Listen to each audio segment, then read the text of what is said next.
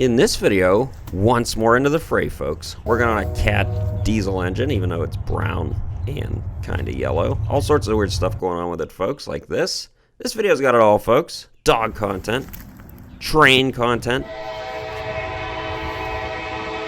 destruction of the week, and stuff that's not supposed to be there. Hey guys, Josh from the Adept Ape channel.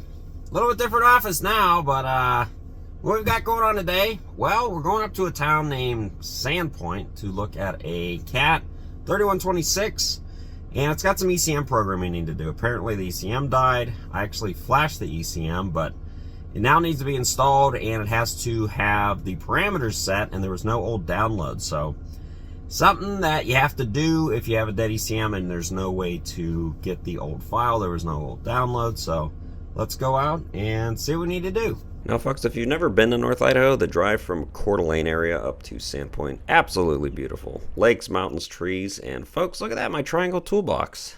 Look at that. Working out of that. Oh my gosh. Are those nitrile gloves, folks? I can't believe this.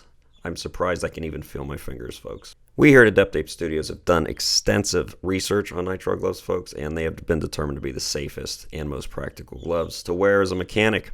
So what are we working on? Well, we're working on this white box truck here. And this truck has not ran for several months. It was actually towed into the yard here at Sunberg Solutions with Jared and Christian working on it. And crank no start. So what was determined was that the ECM would not communicate. So it was actually brought into CAT. I looked at the ECM and yeah, it sure as heck could not communicate. So what we got going on here is, as you can see, the ECM was installed by Christian, the apprentice on site here. Did a good job. This is Hazel. Hey, puppy. Christian's dog. She's a good little puppy. She's a service truck dog. Keeps his tools safe, and she never gets tired of bringing this extremely small stick Oh boy. back and forth. Big balls of hair.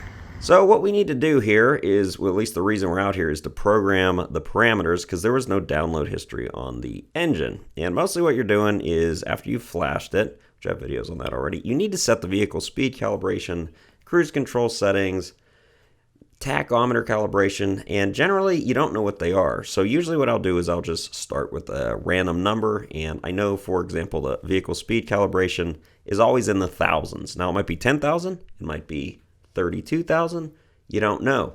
Now the tach calibration comes set at 134, but that might be really high, so we'll have to start the engine and see what the heck it's doing there. Some of the other things you'll need to check: your cruise control settings. It usually comes stock at 127 mile per hour minimum cruise speed. So that's not going to work. You're also going to have to mess with any sensor settings, anything like that. It's getting up in the 800s.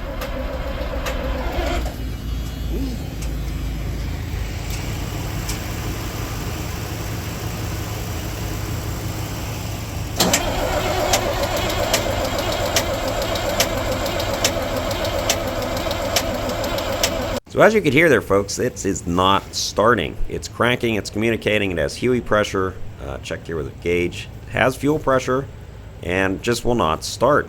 It's weird, sometimes it'll fire in one cylinder and then it'll just die. Batteries, we had jumper cables on it the whole time basically, and it just won't start. It wants to start, it's smoking, it's seeing an engine speed signal, but for some reason it's cranking, not starting. It'll crank over fine initially, and then it gets a lot harder, something like maybe the HUE pressure is going a little too high.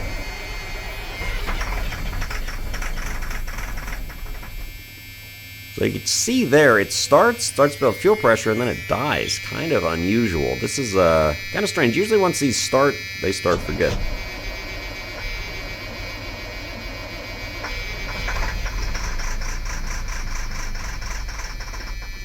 Just keeps dying, folks. Now where we're at, we're actually right by a train track. There's actually a train track that basically runs parallel with 95 here all the way up, as far as I know, to Canada. So it's quite a busy track also. Got quite a lot of freight trains coming through here. I've never seen a passenger train. I'm not sure if there's one. Pretty interesting, pretty cool. I think everyone loves trains, and you know what everyone else loves?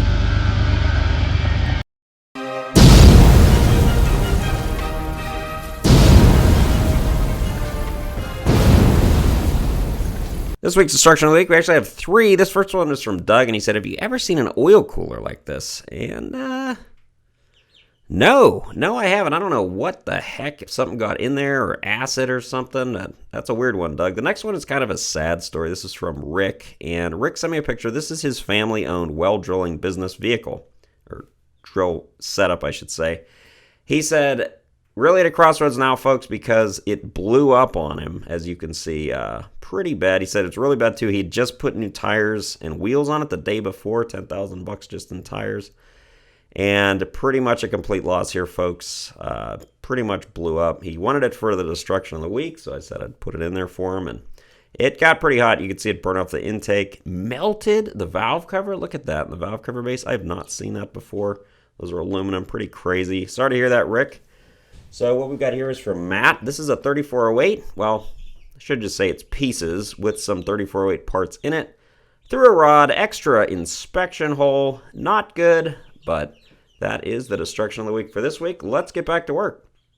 So as you can see, it starts and then just shuts right off. We've got some oil leaks here, which it hasn't even ran yet to have oil leaks out of the IAP pressure sensor there. It's got some oil leaks here on the Huey pump.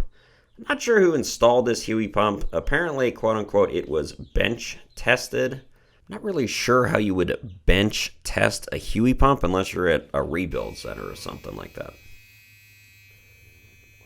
What we're going to be doing here is we're going to crank the engine and then see what the Huey pressure is getting to with the IAP pressure test. If you watch the bottom number and the top number, they should be pretty close. Yeah, that's not really close. It's building a lot of Huey pressure, a lot more than it should be. So I got it to run here, and what we did is disconnected the IAP pressure sensor. And you can see the actual and the desired is the same because the ECM has no idea what it wants, what it is, because the sensor is disconnected. Fuel pressure was good, and yeah, you can see the plug unplugged there. But it's running, making a lot of Huey pressure. At least it sounds like the engine's really louder than most 3126s are. Fuel pressure is very good, idling at over 80 on the 3126, pretty high. So we've got the sensor plug back in. Look at the pressure, 4,000, and desired is 800. It's smoking a little bit, but not a crazy amount. And what I'm going to do next is actually leave the natural video audio. Believe it. 700. That's probably why it's running so weird. It's at 3,000 RPM. This is ripping. This is actually pretty easy. So it's mostly the parameters we're concerned with.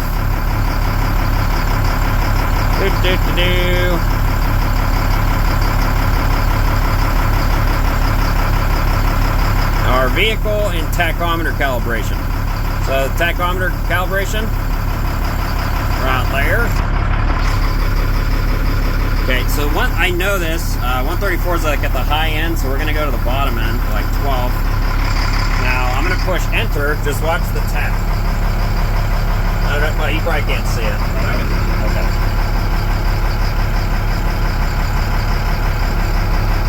I got lucky on that one, sent it at 12. I know most of them are usually around 11 or 12, so got lucky on that one. So the tach is now reading accurately. You need to move the vehicle to set the vehicle speed, but trying to see why this is leaking here, because it's only ran a little bit and got quite a lot of oil. It's all the way running down the head. And there's full Huey pressure there, folks, over 4,000 PSI. And let's take a look at our sensor here. Maybe it's cracked. Maybe they reused the O-ring. Maybe... What the heck? That's not where the O-ring goes. It's not even the right O-ring. It's supposed to be a smaller O-ring by the threads, not... Oh my gosh. It's... we ended up putting a gauge on this, folks. And yeah, the Huey pressure sensor was reading accurately, but they were going to replace the Huey pressure control solenoid and see what happened. Didn't have one in stock, so... we're going to have to go back another day. Wanted to make this shop video, though, folks. And thanks to everyone for, since I made the video saying I was quitting cats, so much support's been rolling in. And just wanted to go through, not everyone's name. That would be 50 hours. But Dale, thank you for everything. Jerry, John Goldsmith for all the info. Sheldon, Vito, Brian, Robin, all for donations. Rick sent me a laptop. Thank you so much.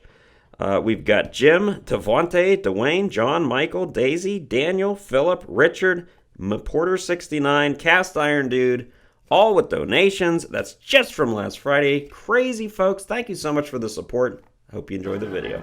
Thanks for watching.